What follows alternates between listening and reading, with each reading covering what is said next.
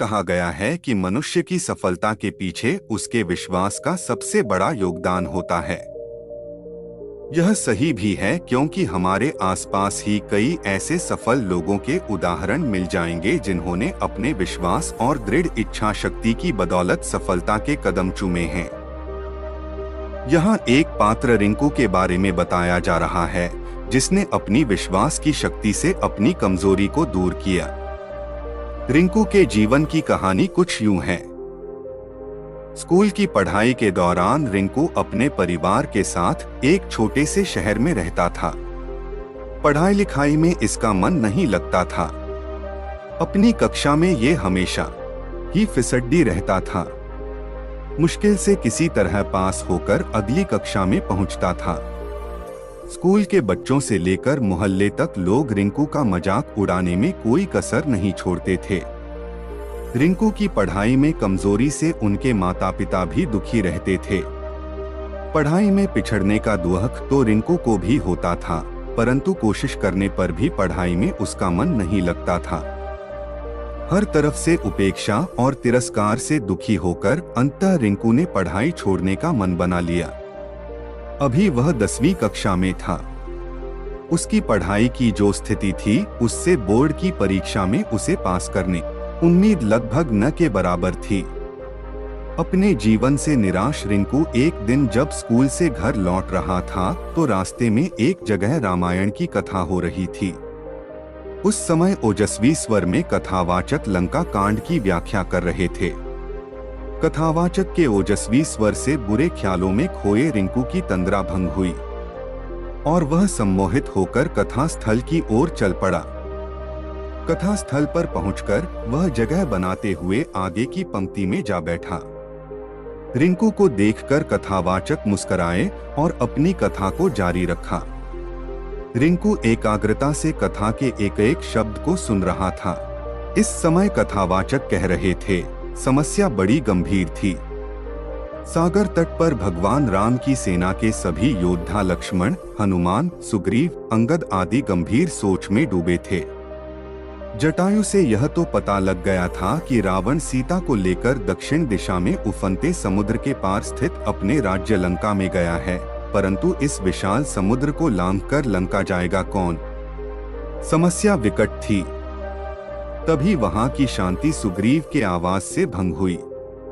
सुग्रीव ने प्रभु राम से कहा कि हमारे बीच एक ऐसे दिव्य शक्ति है जो समुद्र लांघकर लंका जा सकती है। तब भगवान राम की जिज्ञासा को शांत करने के लिए सुग्रीव ने महाबली हनुमान की ओर देखा।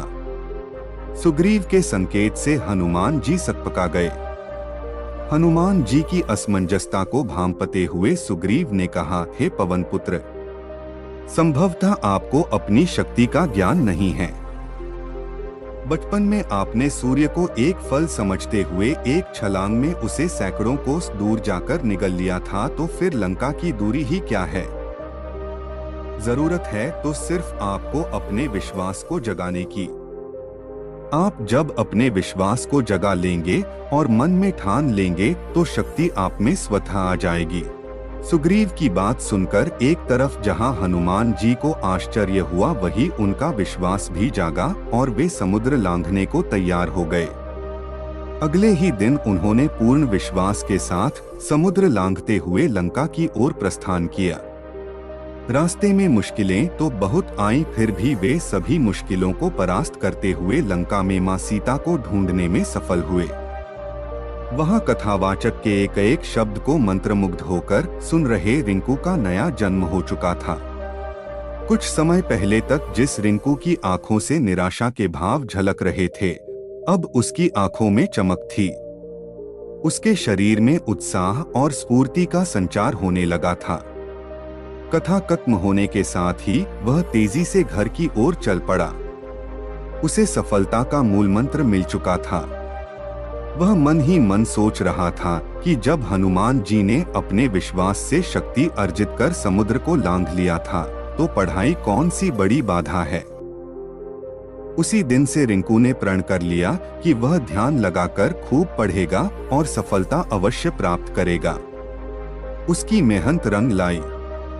अपनी कक्षा में सबसे फिसड्डी रहने वाला छात्र रिंकू 10वीं की बोर्ड परीक्षा में सबसे अव्वल आया। इसके बाद रिंकू ने पीछे मुड़कर नहीं देखा और जिंदगी में हमेशा अव्वल ही आता रहा। वह लोक सेवा की परीक्षा में भी प्रथम स्थान पर आया और अपने आप पर विश्वास की बदौलत वह सरकारी महकमे में भी पदोन्नति पाते हुए ऊंचे ओहदे तक पहुंच गया। विश्वास की शक्ति को साबित करने के लिए रिंकू का जीवन तो बस एक उदाहरण है। हर एक सफल व्यक्तित्व के पीछे उस व्यक्ति का विश्वास और कुछ कर गुजरने के जज्बे का मुख्य योगदान होता है। जब किसी व्यक्ति में विश्वास का संचार होता है तो उसमें शक्ति अपने आप संचारित होने लगती है।